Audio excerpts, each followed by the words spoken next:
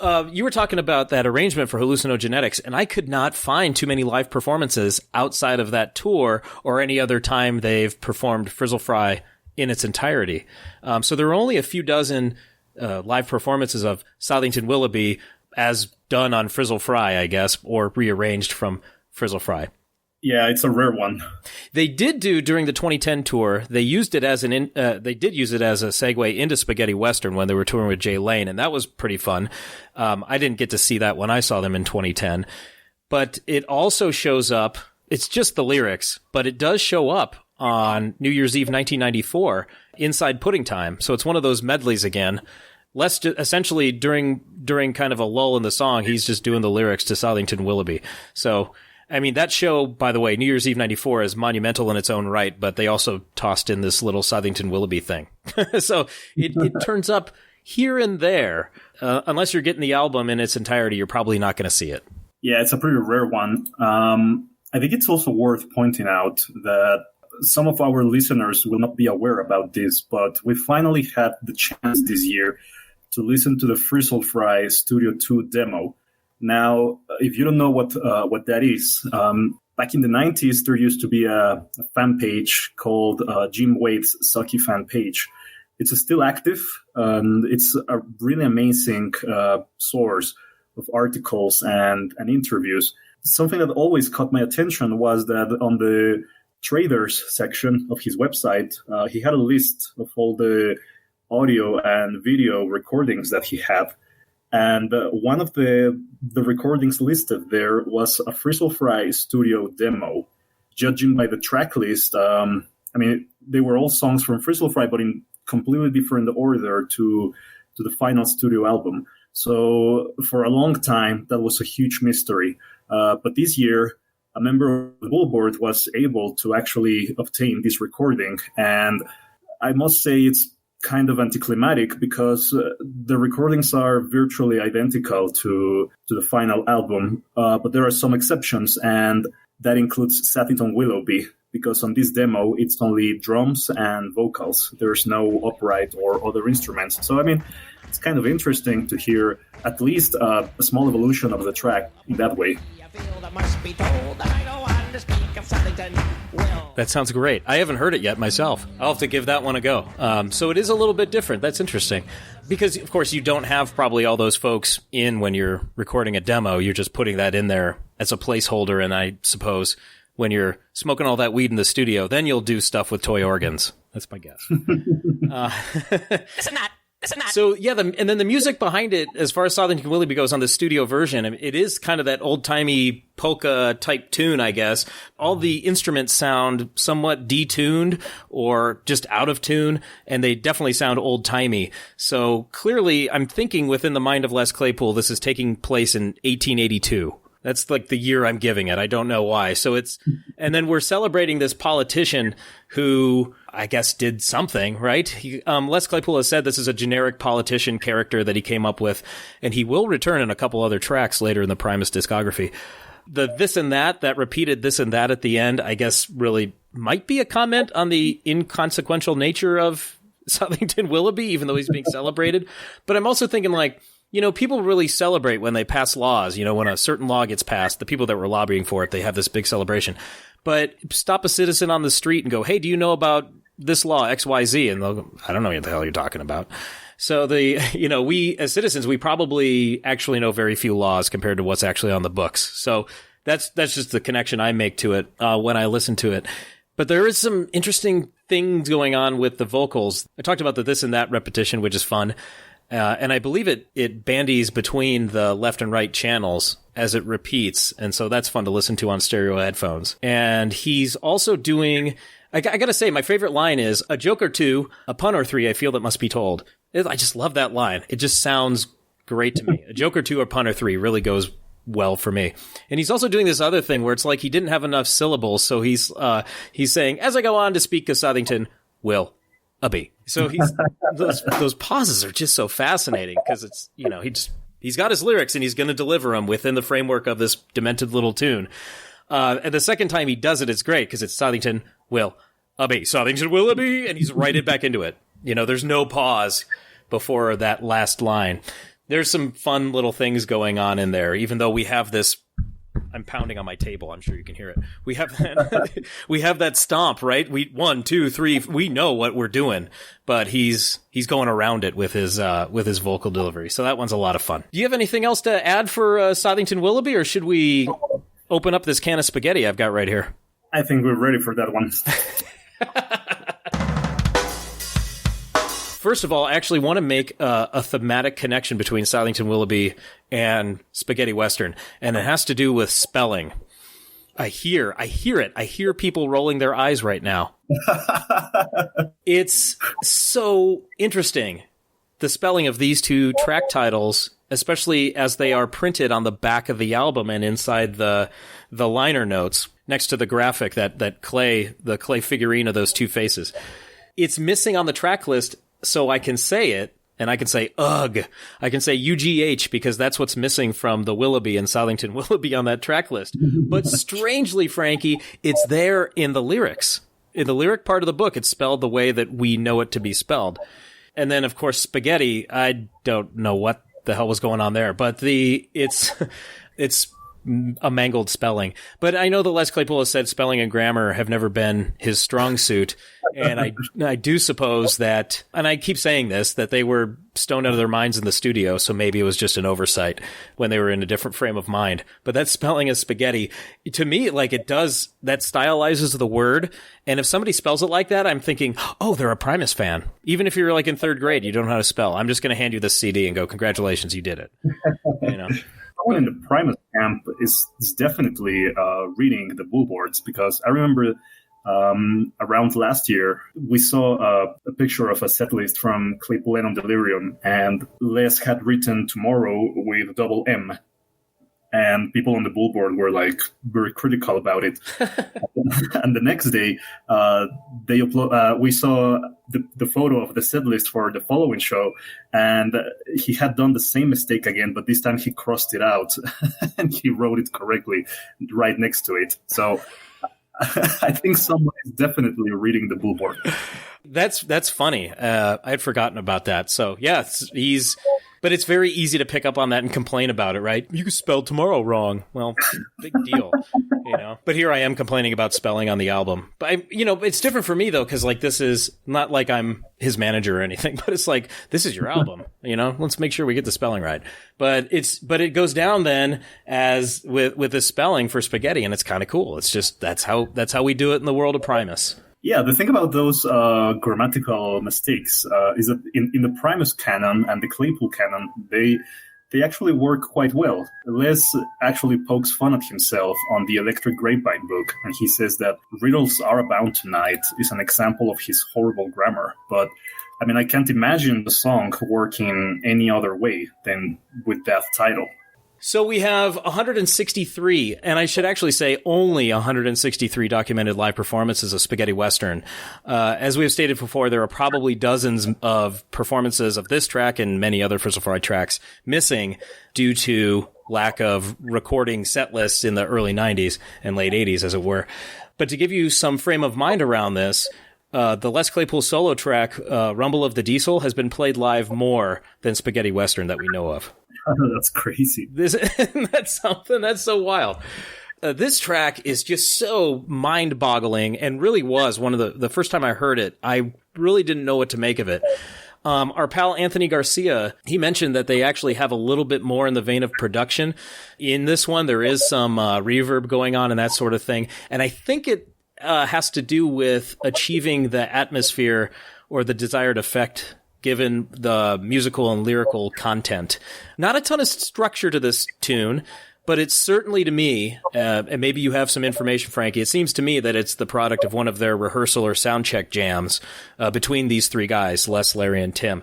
Because Tim starts it with this pummeling drum riff. He's rolling on that floor tom and then moving over to the snare and hi-hat. And Larry's making some noise, as Larry does. And this is kind of the first one where Larry's just kind of like making some noise. And this is a direction the band would go in much later on. Les has his distorted tremolo sounds coming from his bass, so he's adding some depth to things. The stringed instruments, there's just this noise happening over this drum riff.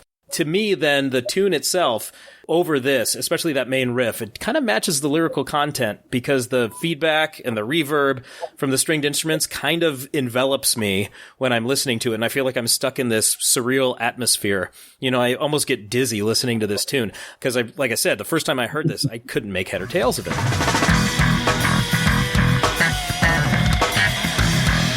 And then we get the B riff, as I'm calling it, for that chorus, if you could call it a chorus, of them saying stoned again or singing so stoned again. And we get another wonderfully percussive Les Claypool bass line there. And and that transitions to a pretty cool thumping riff driven by the double kick drum from Tim.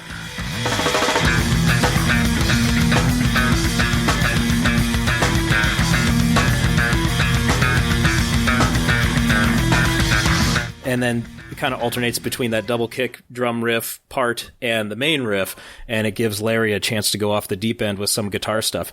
And it's really interesting because there's a little bit of shredding happening on the guitar, but a lot of it is making these textures, whether it's with feedback and loop pedals or what, I'm not sure what's going on, but he's really building on that rhythmic foundation from Les and Tim. And I'll get a little soundbite of it, but I love how Les is really plucking the hell out of that high note to really put a button on his main riff. I'll acapella it. I think you'll know what when he goes dun dun dun dun.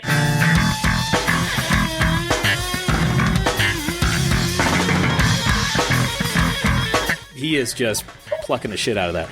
And then another thing I'm going to talk about is the false ending at about 4 minutes and 55 seconds. Because I remember, I think it was the first time I heard this tune, or one of the first few times. I was so overwhelmed by it that at that time, 4 minutes, 55 seconds, I went, oh gosh, it's done. I can rest. And then that B riff kicks in again with the syncopated plucking, and Larry's like almost playing his own song. He's playing these staccato notes that really aren't hitting on the quarter note beats. He's in and around it, and I went, oh gosh, it's still going.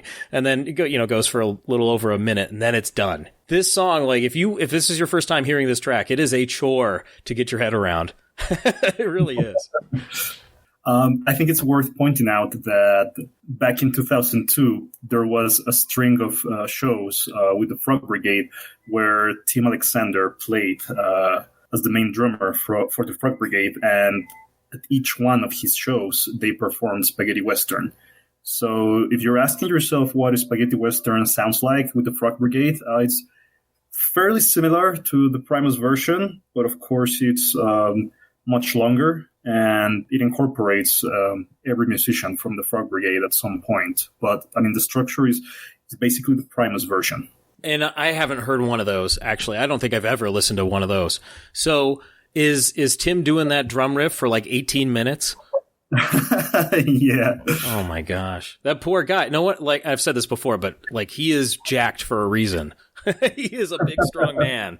Because if you're playing those kind of drum lines for that long, you've got stamina and you've got strength. That's impressive. There's also a very interesting live version from the Davis show on October 14th, 2003. This is actually the second show of Tour de Fromage. It's the famous show where Les was sick. So for set one, they were playing some songs like Hamburger Train that they wouldn't do again during the tour.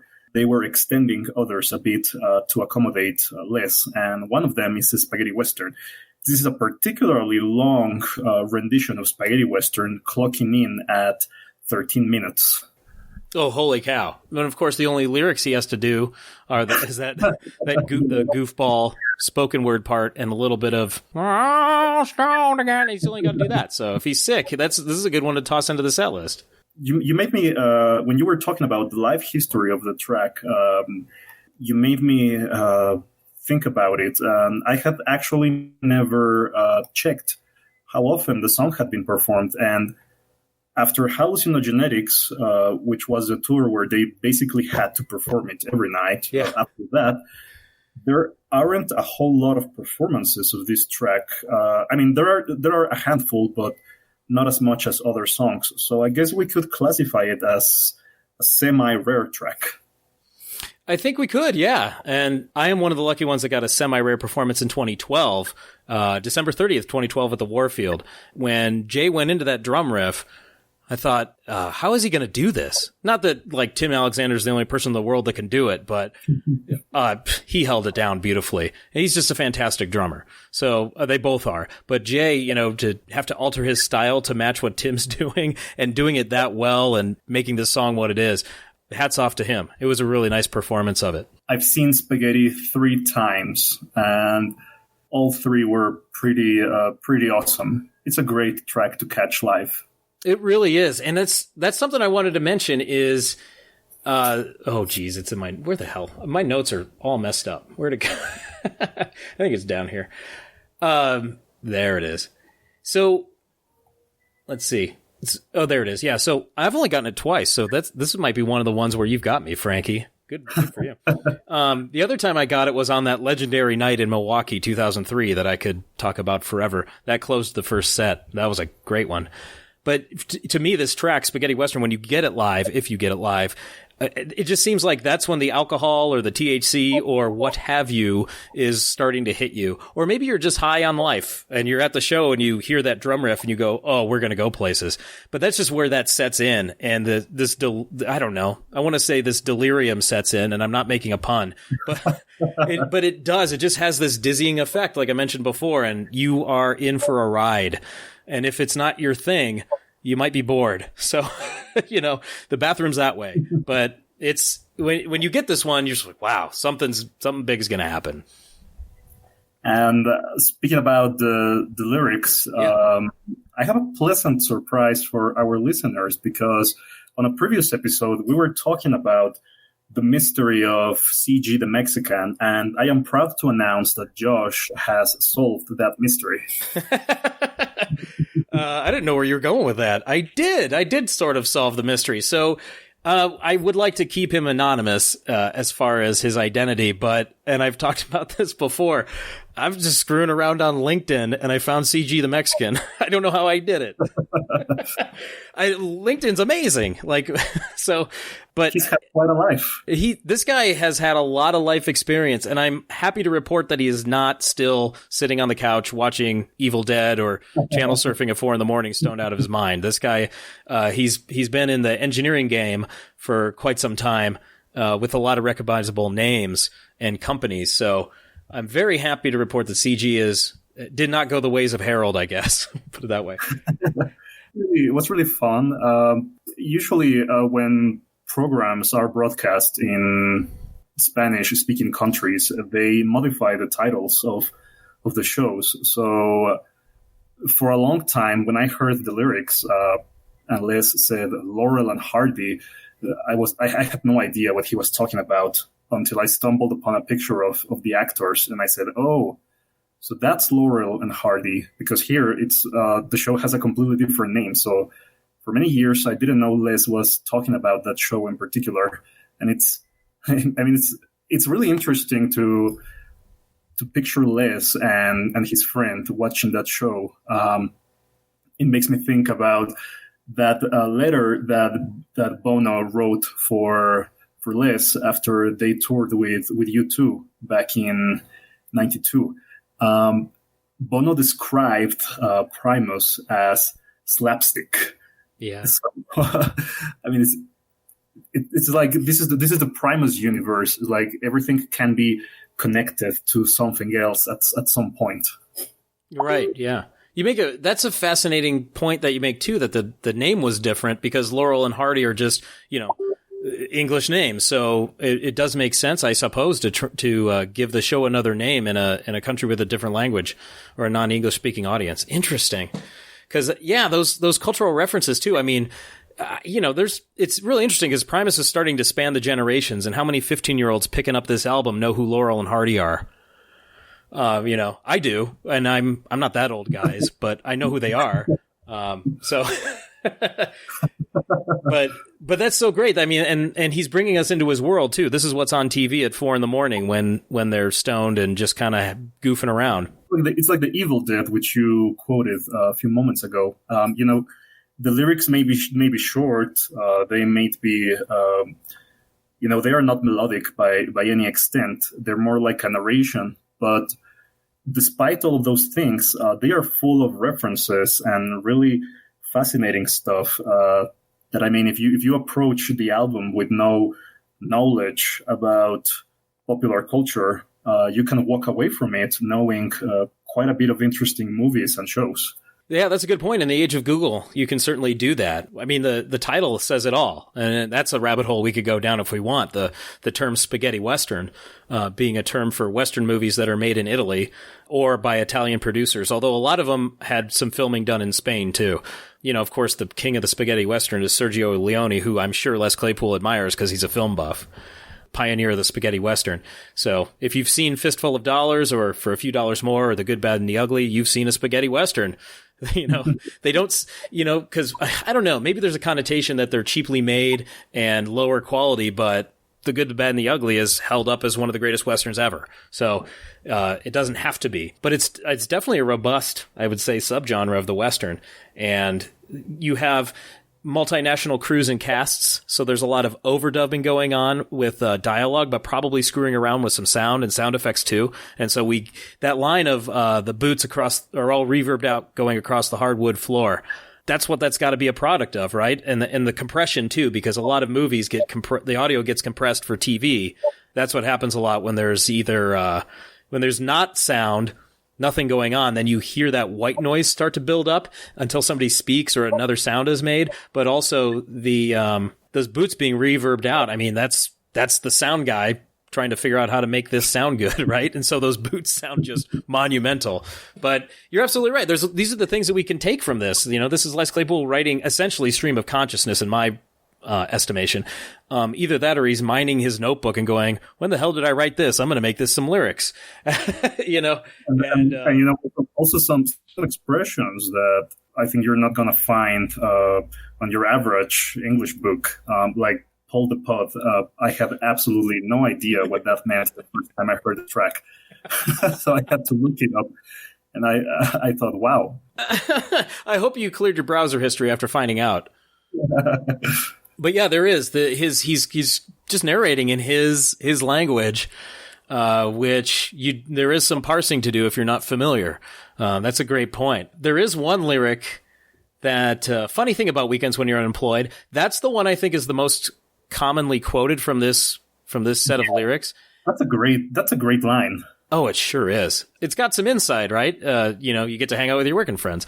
Clearly, he's either unemployed right now and CG isn't, or vice versa. I'm not sure. I'm going to go with Les doesn't have a job at this point. But lately, it's been modified in not to date the podcast, but in the year 2020, it's been modified, and I've seen it thrown around a little bit, changed to say, funny thing about weekends when you're quarantined, which is brilliant. Because the sentiment remains the same. Like you said, it's just a narration or a stream of consciousness, but there's a lot going on in these lyrics, and we really kind of get into the mind of a young Les Claypool as he's finding his way in the world, I suppose. You know, they are very evocative because you can actually imagine a very young Les Claypool writing down ideas or lyrics for songs which I'm sure became Primus classics at some point. Yeah, I'm going to say this again. Sensory details, A+. Like, I feel like I'm there in the room with them. Like, I'm going to get a contact high probably. But I am going to point out once again, he spells spaghetti correctly in the lyrics, just not in the title. What is going on? I'm going to turn into Jerry Seinfeld. What's the deal with these lyrics? So there's just so much going on with this tune. Like I said, this dizzying music and then these bizarre lyrics about these dudes just up late at night, not sure what to do with themselves. Off we go, right? Guess I'm still writing is one of the most meta things you can put into some song lyrics. And so he's breaking that fourth wall again, which is really fun. So that's what I've got for Spaghetti Western. Not a ton because it's just one I still haven't totally figured out. So hopefully we can get some help from the good people on social media. Yeah, it's a pretty strange track. Yeah, and it really does show the potential of this band. It reminds me, actually, I think this was I'm going to get this wrong, but I want to say it was Guitar Player Magazine, maybe, when they did their review of Pork Soda in 1993. The little tagline for the review was, forget hooks, just let them play. And this is the tune where it was, we're not going to have a hook, we're not going to have verse, chorus, verse, we're just going to play. Obviously, the product of a jam. I don't know how it couldn't be. We'll put it that way. Just this idea that we're just going to play. And that's the thing about this band is just let them play. And look what they can come up with. Just this madness. I sure hope they're doing that at the moment. Right, in our quarantine time. Hopefully they're just playing, and something will come of it. A couple of fun facts that I want to toss out there. You talked about looking things up. I did a Google search for Sathington because it's just not a term I've ever seen before other than in this Primus universe. And so I did a search for it, minus the term Primus. I found a couple of things, and this is just kills me.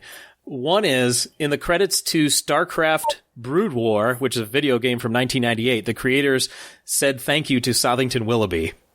I don't get it. I don't know. Same spelling, but maybe they were just blasting the Brown album while they were making that game. I don't know. And as I do, guess who I found on LinkedIn? You found Sathington Willoughby on LinkedIn? It's got to be a fake account, but this person has an account with the name Sathington Willoughby, and they have their job or career identified as a legislator. So somebody took the time to do that, which tickles me. Thank you, whoever you are. And if you're listening to this, you're a mad genius, clearly. So those are my two little fun facts about Sathington Willoughby. There's not much out there as far as that name Sathington. So where he pulled that from, I'm not sure. And Willoughby as well. I mean, that's a pretty, actually, it's not a terribly common last name, but it's one I've heard before. And it's also a town in Ohio along, I want to say, Interstate 90 or 80-90 when they're together. I used to take trips to New York State every summer when I was a kid. And in my teenage years, when I knew that term, we would drive by the exit for Willoughby and I'd just kind of point at it or sing the song to myself. So I have a nice little personal connection to the name, but not a huge one. Here's how I'll wrap this up. I'm going to go with, to me, Sathington Willoughby, it's a nice interlude. It's goofy. It's the band and friends having fun in the studio, and it really translates because you can hear that they're just goofing around and making this funny thing. And it made it onto the record because they didn't have a record label. They could do whatever they wanted. It doesn't completely translate live, of course, because they had to retool it for a trio.